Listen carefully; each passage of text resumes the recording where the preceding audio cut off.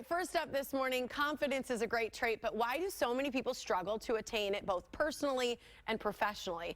Our next guest says it's not so much about what confident people do, but rather what they don't do. So we are happy to be joined by Leslie M. She is the author of this USA Today and Wall Street Journal bestseller. It's called Swagger, Unleash Everything You Are and Become Everything You Want. Good morning to you, Leslie. Good morning, and yes, that is the cutest outfit ever.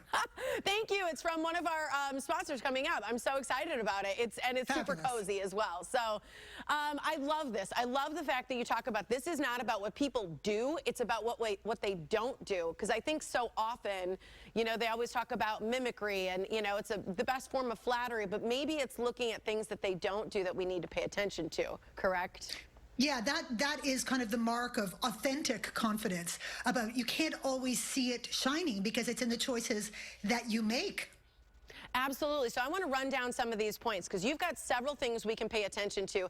And this first one really speaks to that authenticity that you're talking about, right? It says they never put up a false front. What does that mean? Well, if you're truly confident, you don't feel the need to kind of fake stuff and try and fool people into believing that you're someone or you're something you're not. You're smarter or you're more experienced than you actually are. You're really okay just being who you are and allowing other people to form their own opinions. Do you think that's hard for people? Oh, so hard, so hard. I mean, we are so subject to the opinion of others and the judgment of others, and we want to look good in their eyes. But when we have true confidence, we understand who we really are. So that kind of judgment or criticism doesn't go in the same way. We go, okay, you do you, boo, and I'm going to do me. It's all good.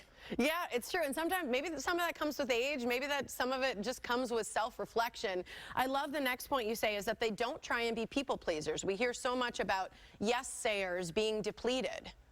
Yeah, the whole reason that we do the people-pleasing thing is because we're dying for other people's approval. We're starving for it.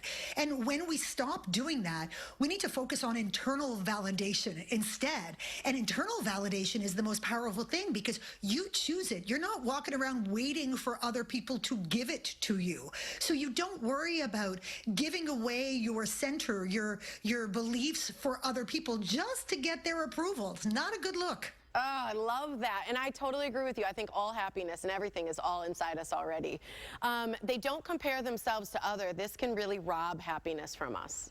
Well, we know that social media is the worst thing for that. I mean, it literally forces us to hold a picture up, you know, of the world next to our own and, you know, decide if we are, you know, are up to scratch. And the thing is that, you know, the expression is comparison is the death of joy. Because first of all, the things that we're comparing ourselves to are not real.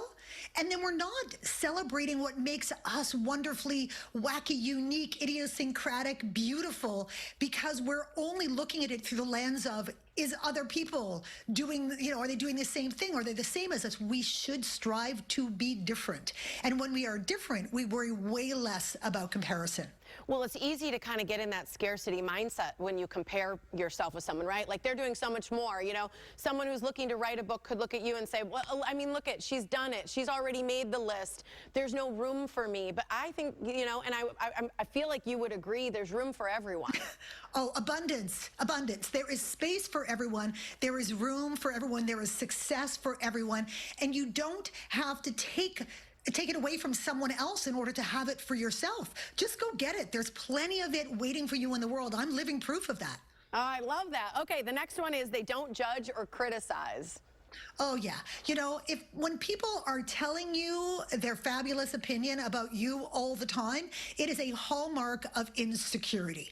That is just like one of the ways that you will know whether someone is truly secure or insecure is how much judgment they mete out to other people. So when you have true confidence, you want to give people meaningful feedback in their best interest, you know, to really help them thrive and grow. But you don't get into that whole judgy thing. That is just so one of the ways that we know that someone is deeply insecure. So I just put my fingers in my ears and sing, not listening, la la la la la, not listening. It's not valuable. I love that. Do you need to ask people for permission before you criticize or even give them feedback? Well, I think criticism is useless because it comes from a critic. Yeah. If someone is directly invested in your success, like truly invested, and they want to offer you feedback, and there's someone from whom you want to take it, absolutely. And I think it is important to say, hey, I have some insight on how you might be able to improve on that. Are you interested in hearing? And if they say no thank you, you got to go, cool. No I problem. love it. We're out of time, Leslie, but you got to say one word on the they don't hog the spotlight. Listen, when you are truly confident, you are just as comfortable in the background as you are in the forefront. And you don't need to have a light shone on you all the time to prove to everybody that you're all that. I love it. And when you shine your light, I think it just naturally shines on others as well and gives them permission. So I loved chatting with you, Leslie. You seem like somebody who would just be the best friend to anyone. So thanks for joining us today.